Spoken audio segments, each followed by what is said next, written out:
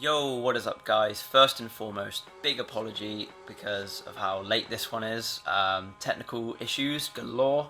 Every time I try to render this episode, my laptop just kind of wanted to blow up. But I've got it now, redone the audio, and yeah, we're into double digits now. I think this is episode 10, so we're going strong still. And as you can see in this one, slightly different environment. It's the other studio at the place I train. It's got some nice trees and very naturey background. The floor is also a lot grippier, so can't wait to do some lowers in this one when I'm back to full fitness. So it is once again just sits for this one, I'm afraid. Started with that warm up with the X-overs. It's just become like the default warm up for me, and I thoroughly recommend it to anyone who's never really even remotely attempted to try using their weak foot in sits. So I spent quite a bit of time on this at the start today, and you're probably wondering what the bloody hell is he doing here.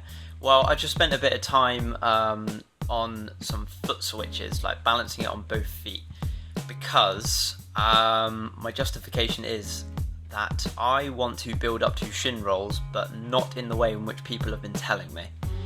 The advice I've been getting has mainly been to sort of try them faster and like try and make it kind of effortless and fluid, but I just don't think I'm at that stage yet. I can barely balance the ball on my left foot, let alone my left shin, and I just kind of want them all to be I want to build up to it, and I want them to be very precise and very just look really nice. So I've kind of thought, well, let's just go back to complete square one here and work my way up to it. So started off with the foot switches, then decided to put like a little crossover in between them just to kind of make things a little bit difficult. And then eventually I'll be working my way up to using the shin in there. So balance it on foot, on the shin for 2 or 3 seconds, back on the foot, switch over to the other foot, but then switch back over to the strong foot because I can't balance it on my left shin yet. And hopefully in time this will kind of just get all the fundamental, I guess you could call them stages, of shin rolls in place. This might not work at all, but it's just something that I wanted to try. And yeah, the next bit then would be to go from on your shin onto the weak foot bit. This is kind of where it got a lot more difficult for me. It did take a lot of attempts to get right, and as you can see, I'm kind of flailing all over the place. The key for this really is just to always try and make sure you can see the ball between your legs. If it starts to go out of sight, that's kind of like my reference point now, that I know like it's just too far, bring it back a little bit and start again and readjust yourself. So even though I'm not trying anything audacious, it's just nice to know that I have these reference points in my head. It's also very much linked to muscle memory, which I guess I'll talk about in a later episode. And then once I was done with that, I went back to working on the weak sole stool. So I think my best for that now is about 9 seconds. That's slowly and steadily coming on along, blah, blah, blah, blah, I can't speak today, slowly coming along well. And then I decided to set myself the challenge of strong sole stool, header, weak sole stool. Not too great at the header thing, I must admit, but it was more so the bounce, like cushioning the bounce, that put me off more than anything. And for any of you guys who are following me on Instagram, you will have seen that clip already. Very, very chuffed with that. Really, really satisfying. Reverse Demetto. When you get them kind of just really just fling up really high, that's such a satisfying thing. Now this was kind of like the downside to this session. Pretty tired at this point, and decided to actually try some sit combos rather than some stalling and control type stuff.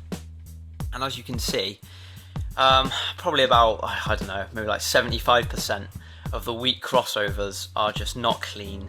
They're just not clean. They're just really scrappy. And it's a shame, because in the last episode I thought they were really coming along style wise. They were looking a lot better and they definitely felt a lot cleaner. But I took on the advice that you guys gave me to film at a slightly different angle when doing sits, just to kind of double check this, and yeah, they are not clean. Definitely still need to do some work in that department. And any time now that someone comes into the studio, it just scares the daylights out of me, because I'm so focused and I'm not aware of what's going on, and then I hear the door open and I start to panic.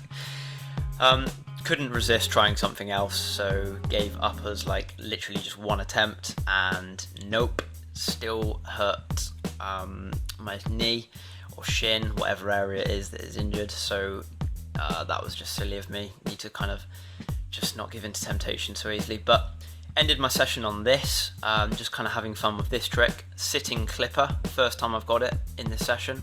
Didn't take too many attempts at all.